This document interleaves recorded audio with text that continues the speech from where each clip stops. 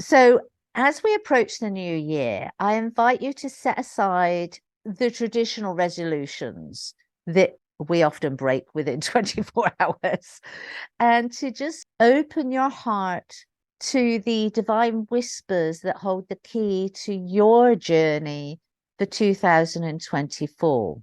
To trust the process and surrender to the guidance, and to let the word of the year come to you, be shown to you, and to give it space to unfold as a sacred dance in your life.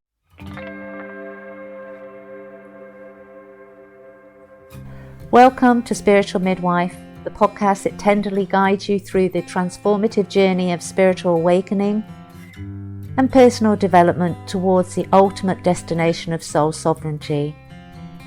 I'm Claire Atyeo, a medicine woman and dedicated guide to the profound realm of soul sovereignty, and you are listening to Spiritual Midwife.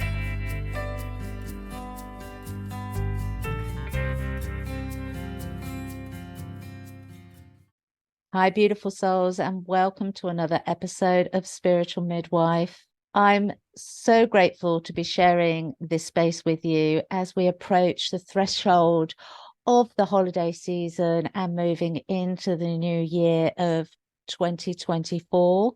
As we stand at this precipice of this new chapter, I want to talk to you today about the practice that has profoundly influenced my own journey, the concept of discovering the word of the year. Now, this is something I've been doing for quite a few years now, and it's not just a trendy resolution or a self-selected mantra. It's not even a word that of desire and a word of manifestation.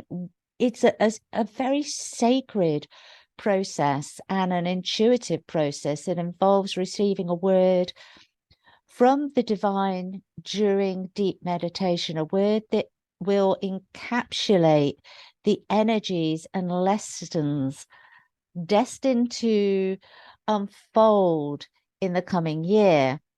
Now, you might be wondering, how does one go about discovering this word? And as I said, it is a process of meditation. It's a process that transcends the analytical mind.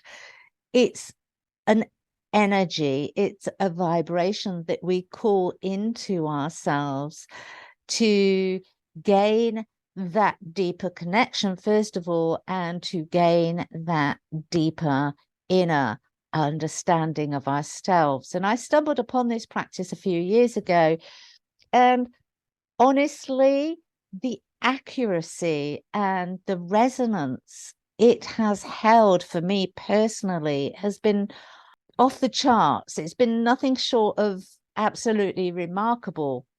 And so during the holiday season, during your downtime, I encourage each and every one of you to take yourself off, to find a quiet space and a place, and to just close your eyes and focus on your breathing, taking it into the heart, centering yourself to Mother Earth and your connection to divine. So we're as above, so below. So we're bringing that into and centering it into the heart space.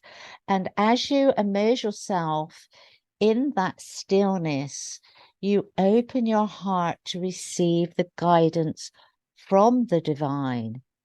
As I said, it's not about actively choosing a word.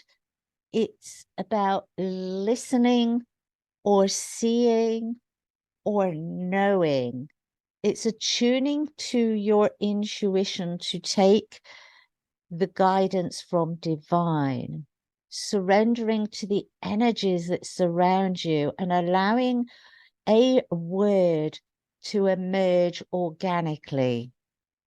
On my personal journey, I found this word becomes a guiding light. It becomes a beacon that illuminates the path ahead. It gives you the foresight to understand the energies that will be coming towards you. It's like a cosmic compass, if you like, pointing towards the experiences and the lessons that are going to be coming towards you, that await for you, that are going to be your stepping stones through the year. And as we approach the turning of the calendar, I encourage you to embark on what I believe to be a really soulful journey of self-discovery. It's a very simple process, but it's a very profound process. Now, me talking about this, you might be curious about my own experiences of the word of the year. And in the past, I have been gifted words like volcanic. And I can remember when this happened a few years ago, and I was given the word volcanic. And I can remember discussing it with a colleague and a friend, and she was like, volcanic. Oh, I don't like the sound of that, Claire. And at the time I was like, oh no, I'm really looking forward to this, because it means that there will be change. It means that there will be an explosion of energies. There will be an infusion of profound, life-changing energies brought into my life. And it's all about mindset, because her mindset was like, oh, that's going to be a hard year. And I'm not going to deny it. It was a year of challenges. It was a year of massive changes that I couldn't even envisage at the time. But it was also a year of great movement, great momentum, great personal growth. And some of the things that actually occurred within that year were, I got married, which was an absolute wonderful celebration of a relationship that I'd been in for some time. And so it was a unification of that relationship. As it was later on in the year, I also got divorced. So there was a lot going on. Yes, it was volcanic. Yes, it was immensely challenging. And in that divorce, in that separation, there was lots of heartache. There was lots of digging very deeply and honoring my spiritual journey, honoring what was needed for me, because within that year, I actually got to break the codependency that I was running. Those circumstances, those challenges, albeit very heavy and very hard at the time, allowed me to break the chains of codependency that existed within me. And in doing so, as the years proceeded, I was able to break those chains of ancestral karmic issues. And so a lot unfolds, and it's very much about our perspective. It's very much about our mindset. And another occurrence of that same year was that I contributed to a book that was published and became an international #1 bestseller. And so there were many more advantageous aspects to that volcanic energy. I'm not going to lie, at the time they didn't always feel like it, but that's me in my human energies, and being in those human aspects, having those very human and very normal and very natural emotional responses to what was going on, also helped me to grow, to develop, to expand. So each word that we're given as the year unfolds, always in my observation of my own encounters and observations of my clients' encounters, always creates magic throughout the year, always creates transformation, always creates a greater resilience within our own energetic, spiritual, mental, emotional growth. And it has the ability to teach us invaluable lessons. For instance, last year, I was given the word peace.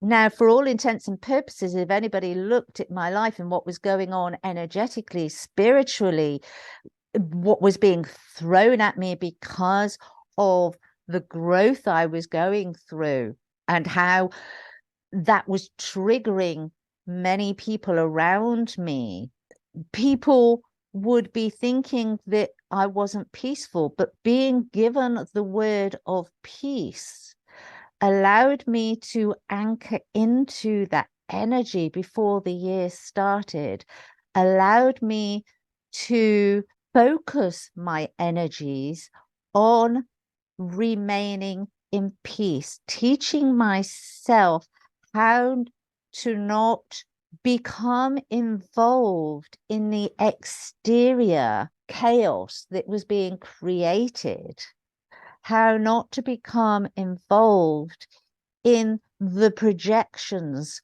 of others, how not to become involved in their stories whilst still being able to hold compassion for them as they were going through that. But it gave me the ability not to absorb it, not to make it mine, not to become embroiled in the chaos that was being created. I was able to anchor into the inner peace of my own being.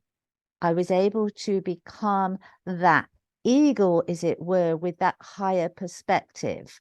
So I was in the circumstances, but I wasn't of the circumstances.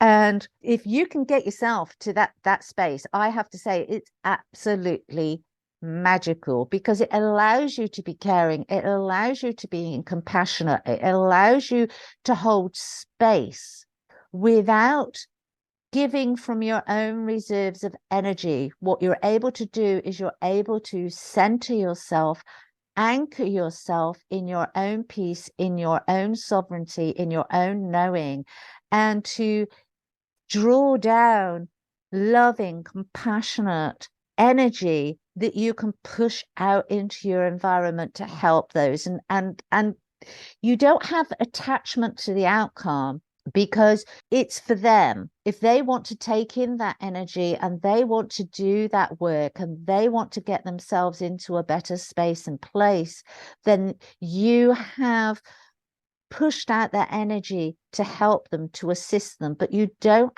have attachment to the outcome. You don't become involved in their chaos per se. You're not interacting with the chaos. You are observing and you are holding space and you are emitting light. And then it's that their responsibility as to whether they take it. It's their responsibility as to whether they want to make the changes.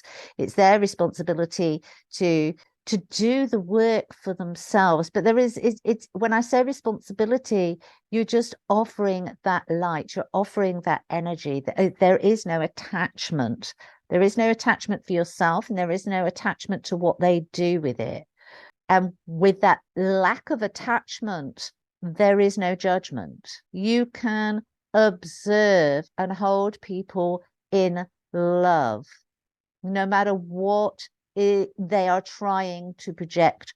So as we approach the new year, I invite you to set aside the traditional resolutions that we often break within 24 hours, and to just open your heart to the divine whispers that hold the key to your journey for 2024, to trust the process and surrender to the guidance, and to let the word of the year come to you, be shown to you, and to give it space to unfold as a sacred dance in your life. Now, from the examples that I've given, that doesn't mean that your coming year is going to be perfect. It doesn't mean that challenges will not come onto the spectrum because of outside forces. What it actually means is whatever word you are given will help you to understand the external forces and will help you to become more balanced in your interior world. This is about learning. This is about development. This is about growth and expansion and becoming and building a solid foundation of who you are as a soul being. So give yourself some time, give yourself some space, and without attachment, allow yourself to center into the heart space, connecting with the divine, connecting with Mother Earth, and allowing that word to come into your psyche, into your energetic field. And one thing that I like to do once I've been given the word is I like to write that down in my journal. And I like to write down how I felt the minute that I was given that word. What emotions were invoked in me when I heard that word? And hold on to that, refer back to that throughout the year. As I said, the year that I was given volcanic, I at the time went, wow, this is going to be a real great year of change. That was my emotional response. When you start discussing it with others, their response, as I said, a colleague and a friend was like, oh, Claire, oh. And she was quite right. Both of those aspects came in, but I was able, because I wrote it down, because I was able to refer back to what my initial emotional response was. As the challenging aspects came out, I referred back to my journal. I referred back to the emotions that I initially felt. And in doing so, I was able to invoke those emotions in the times when things were challenging. I was able to divert my focus. I was able to see the bigger picture of what was going on energetically. The universe doesn't give us what we want. The universe gives us what we need. And this is the mistake many, many people make when it comes to manifestation. We have to be willing to receive what we need so that we can grow, so we can expand.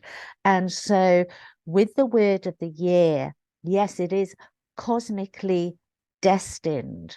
Our responsibility is to use mindfulness around our perceptions of the meaning of that word, to be open to differing interpretations, differing aspects of the energies and the lessons and the challenges and the auspicious steps we can take to move ourselves forward on the journey. So blessings to you all. Enjoy this festive season.